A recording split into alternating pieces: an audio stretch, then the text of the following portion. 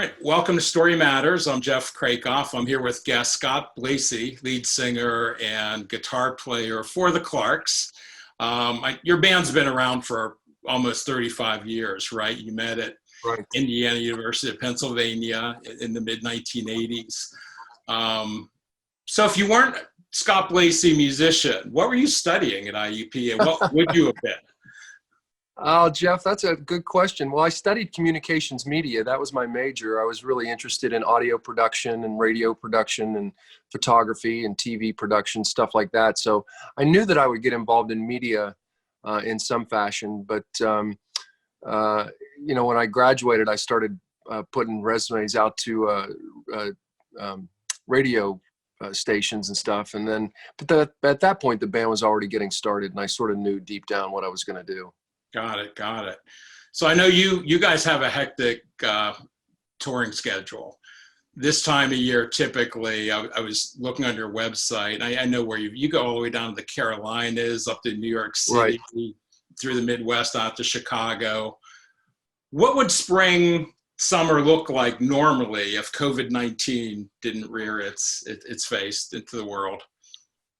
Well, typically what you were talking about, spring is the time where we travel. We go to the Carolinas and we go to the East Coast and we go out to Chicago and do Midwestern shows. And so we do a lot of traveling.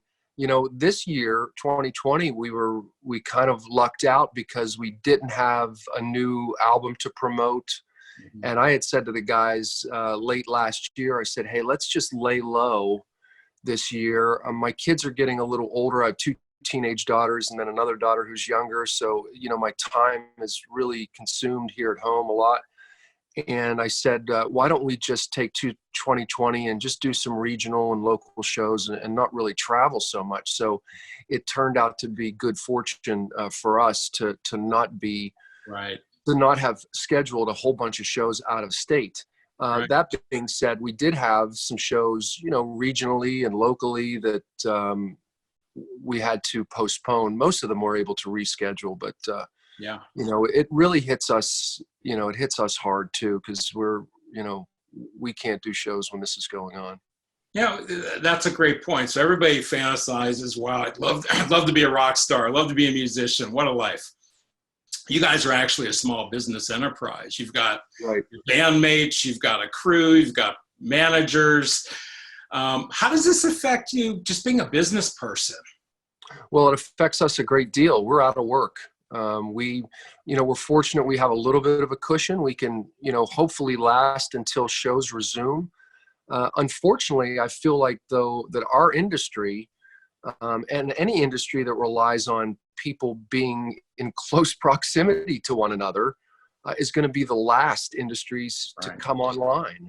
Slowly and surely, I think the economy is going to start moving again, and certain businesses will be able to open up, and with social distancing and precautions and those kind of measures. But again, with a rock show where you're standing right next to people and people are all over one another, sort of breathing on each other, it's going to be a while before we do shows, I have the feeling, which is unfortunate. We're sort of hopeful that maybe the end, the second half of the summer, but who knows? We'll wait and see. I hope so. So you're doing something unique and special on Saturday nights. I've actually tuned in the last 2 or 3 weeks. Tell me about what you're doing and how the idea came about. Sure. Well, the idea came about, our manager, Rashawn Blumberg from Brickwall Management in New York, contacted me pretty much straight away right after the whole stay-at-home orders were put out and all of our shows got canceled. And he said, hey, you should go on Facebook and do a live show. And I said, sure, I'm game for that. I got nothing going on.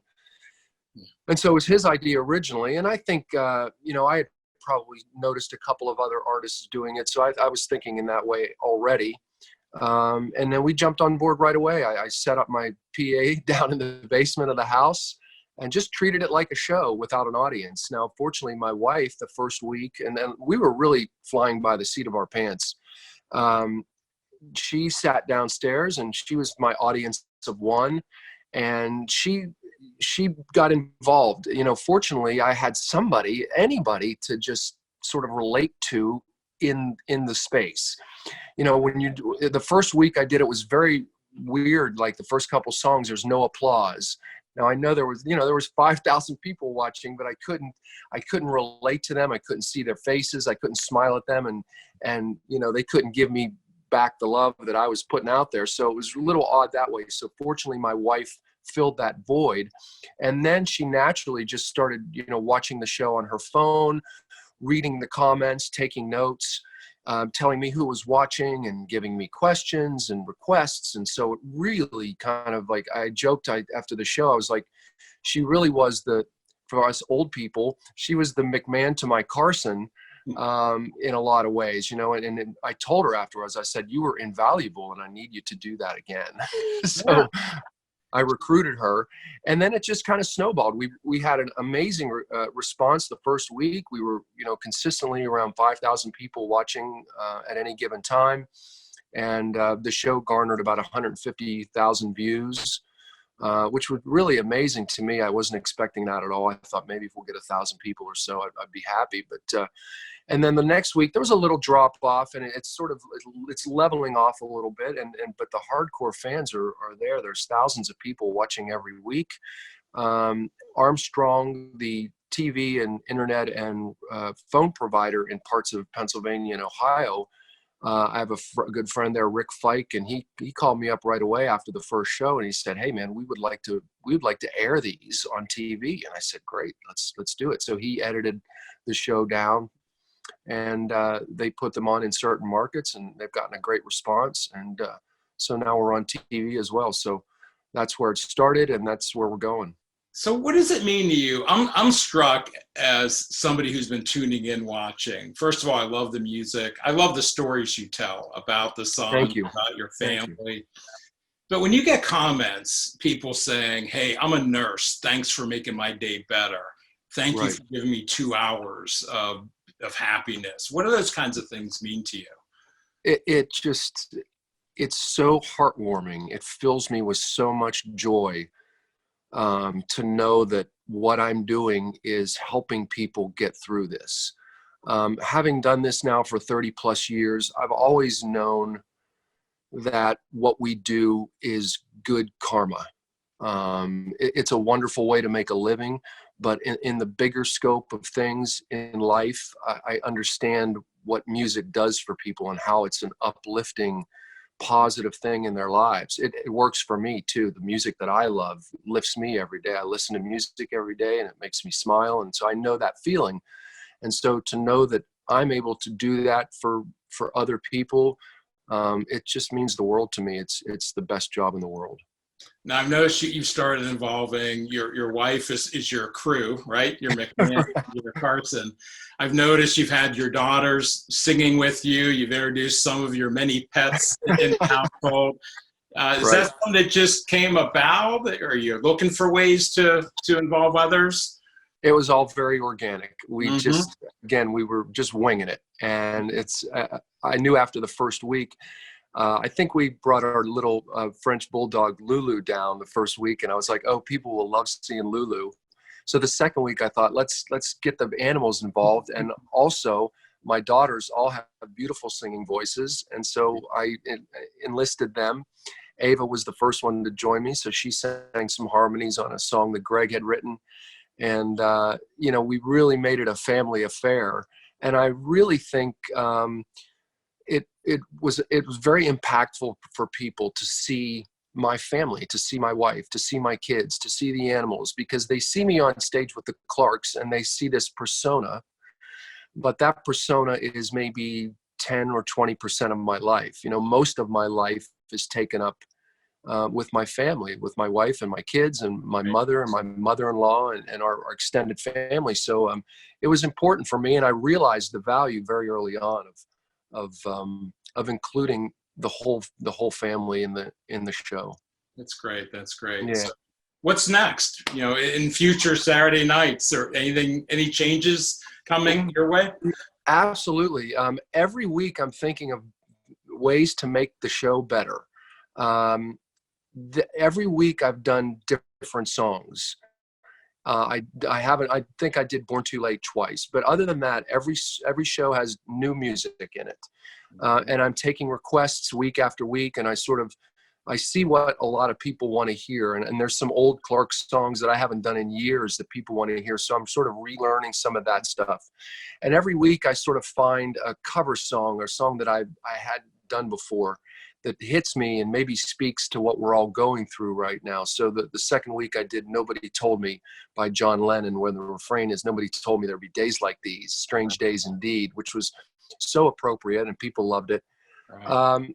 And then this week, the first 3 weeks, I was set up in one part of the basement, and I had my PA set up, and I was sitting on a stool, and that worked for a while, and I liked the vibe of that. But when I do my solo shows, and which these shows really are an extension of, there's a little more storytelling in the Facebook Live shows, but these shows are just an extension of what I do on stage solo. I stand up. I like to move with the music. I sing better when I'm standing. You get a better push from where it all comes from. So this week I'm going to move the setup in a different part of the basement, and I'm going to stand up and perform. So it's going to be very different from that end of it. And I'll still be learning how to do that. So there might have to work out some bugs, but that's what's on tap for this weekend. All new stuff, lots of good Clark's requests, a couple new covers. John Prine, you may have heard, passed away yesterday, so I'm going to do a John Prine song. And then next week, I've kind of, this will be the fourth week of mostly all original material and all new different songs. I think next week I might do an all cover show. Which I think would be really fun. I do some covers when I do my solo shows, and there's a bunch that I haven't gotten to yet that people have requested. So I may do an all cover show. I don't know if it's next week or the week after, but those are all things that I'm looking forward to doing. Getting the kids involved more. The couple songs that I've learned this week, I heard some harmony vocals. I thought, you guys need to be, you're my background singers. I need you. So they're out rehearsing, I'm sure, this week, right? Yep. It all started last night. I learned a new song, and I walked into Sophia's room. I said, I need this harmony. And she said, okay, play it for me. So they're game. That's great. Look forward to it. One last question before I let you go. The Clarks, for those that may know or don't know, you've done a lot of things, right? You've been on Late Show with David Letterman. Your songs have been used in multiple movies. Music has been on The Simpsons. All the things you've done, all the places you've played, is there one memory that stands out above all others that you cherish in particular? Yeah, absolutely, Jeff. In fact, it's the first one you mentioned. It was The Late Show with David Letterman. We did it on August 30th, 2004. My wife, Denise, was with me at the time. She was 7 months pregnant with our first daughter.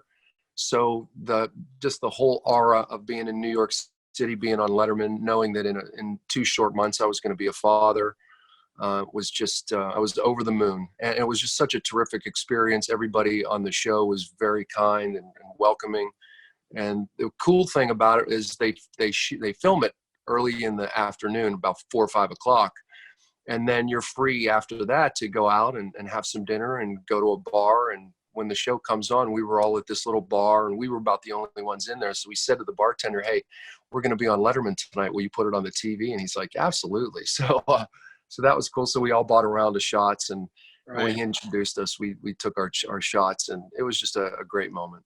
What a great memory. What a great memory. Yeah. So, for anybody that wants to check out every Saturday night, 8 o'clock Eastern Standard Time, go to the Clark's Facebook page. They'll be streaming Facebook Live. Thanks again, Scott, for your time. Keep doing what you're doing. You are making a difference in people's lives. That the comments are astounding. People are tuning in from all over the world, which I think is amazing. That is incredible. Stay healthy, stay safe, and hope to see you out at a outdoor or indoor venue sometime soon. I hope so too. Thanks for having me. All right, you take care. Bye-bye. If you or someone you know has an interesting story to share, let us know. Email us at storymatters@krakoffcom.com.